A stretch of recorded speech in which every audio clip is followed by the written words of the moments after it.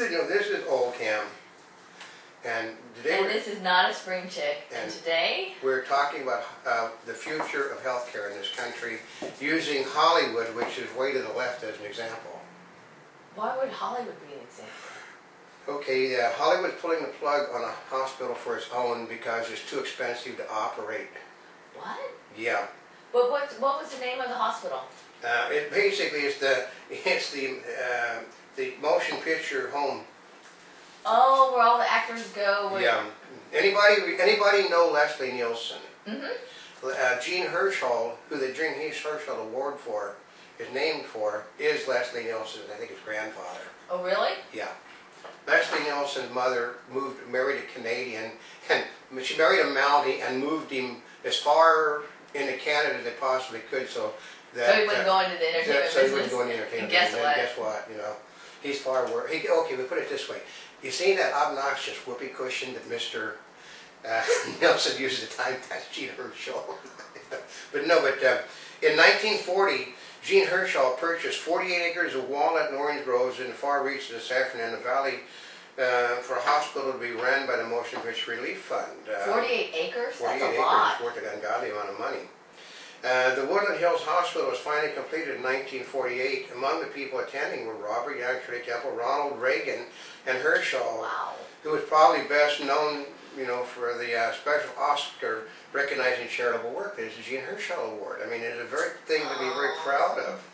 They said, for the next 60 years, the hospital provided treatment for stars and janitors, directors, and secretaries, those that could not afford their way, such as Norma Shearer did also.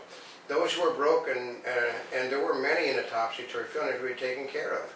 But now Hollywood has been shocked by the news the hospital itself is passing away, a victim of red ink and ailing economy. I know, this was like their stopgap. It's like, yeah, this is for the industry. Okay, they hold fundraising events every single year. The actors, I mean, we're talking, it doesn't make any difference how big or small you are. The actors get together, and the producers, directors, they all get together to help out the Motion Picture Relief Fund. But like they said, the president of the Motion Picture Television Fund Foundation said, we've had an operating defect of $10 million a year, and the best thing to do is take these dollars and invest them in programs that will reach more people. It can't reach more people. That is the program to reach people. That is the program to reach the people, because one of the other things is, since they were closing it down, what happened to all the people that were in there? Well, it said it will displace more than 100 long-term patients, eliminate 300 jobs, and basically it stopped. It started a picket line with let's see what we're talking. John Snyder and others protested the closing of the thing. Actually, that's really, really sad. Yeah, because those are some of the people that either assisted or that you've been watching, the old classics that you've been watching for years and years and years. But one of the reasons they're giving, I'll give you two of the reasons. One is that they said the older people would rather stay in their homes. Most of the people that are there don't have homes anymore. That's why they're there. And they don't know anybody else. The people that they know are there. Oh, that's true, because also as you get older in age, your peers are all passing away. They're all passing away. They don't know the younger people, and the younger people don't know them. So they have no place to go. They haven't got homes in a lot of cases. They have no place to go, and basically you're going to stick them away. And it has been said that the elderly are going to suffer massively, as they have in all societies across this world, under managed health care, because why does that happen? Because there is no reason to provide them what they need, because they're not contributing anything useful. No, you're not providing anything useful, you're not going to live that much longer anyway, so why should we spend all the money?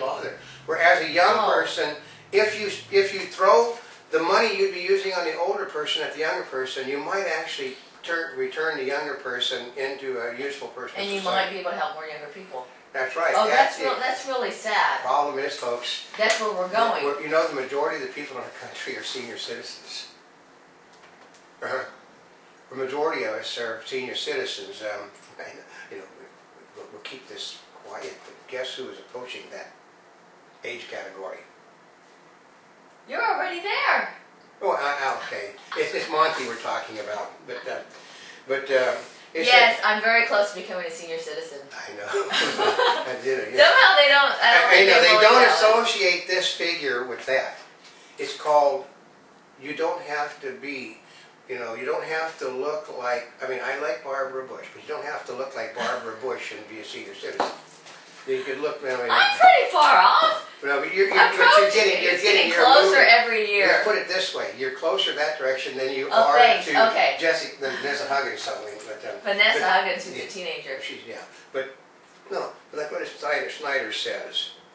Many people look forward to coming here, and I am one of them. Schneider says the decision was indeed a fiscal decision. We didn't lose the debate. We weren't invited to the debate. I know. Now that's. They weren't even asked. I mean, they just decided to close it down without the board of directors. Basically, didn't care. They just decided. That's okay, sad. okay. We put it this way: Jeffrey Castleberg, who is a big supporter of Barack Obama's health care plan, is one of these people that voted to shut it down. What? Okay. Why did Katzenberg? Oh, because they figured that it's going to be taken care of under Obama, so why do they need to put money into it? They don't need to put money into it. But we're going to go back to the thing. The money that these people donate, the money that these people work their rear ends off, they hold functions every year to provide money for these organizations. You can basically fund the keeping of the Hollywood sign, but you can't do anything to help a senior citizen in Hollywood. Well, part of it is with the hospital there, I mean, it's a place for people to go and see them, go to visit them. Yeah. And when you take that away, the people that come there, like Mr. Schneider, I've been there. I mean, people, they don't remember Mary Pickford or Harold Arlen. They don't remember D.W. Griffin.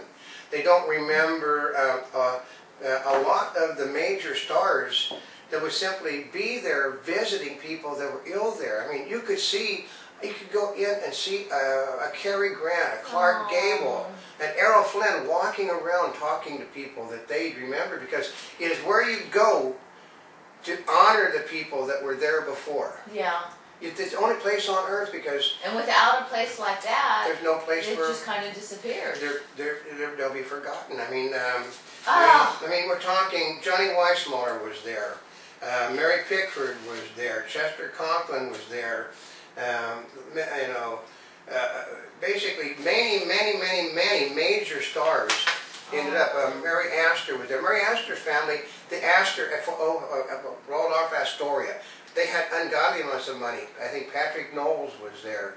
A lot of people, they got to be no longer useful products of the community, and they got old and their bodies broke down. When they went there, where they got respect, they would never get anywhere else. Actually, that's true. I mean, they lived there. They hung on there. Whereas if you put them in a nursing home, they're just going to kind of wither away. I mean, 48 acres. I mean, it's a magnificent place. You wander around. You could be there for the rest of your life. You could sit there, and basically. Do you think there's any hope that they might turn that around? No, because the people that are in charge believe in managed health care. And basically. And if they got, if they're starting to do that, what happens to all the other places? They're going to shut up places. Okay, if you don't have the money to go to like a Sun City place where you can, live in your own place, you're basically up the river. I mean, I'm in that age category, folks. I mean, my home was burnt down 4 years ago. I'm looking forward to moving into a new home. Well, I mean, managed health care may sound great to a lot of people, but it hasn't worked in other countries. It's not worked anywhere. And they usually receive poor health care. Yeah. And I know you're probably wondering, well, you're just found, where are your statistics? Well, part of it is we're just sharing with you some of the things that are happening. Yeah. It's just what happens. It's just, the statistics are simply, every country in the world is broke.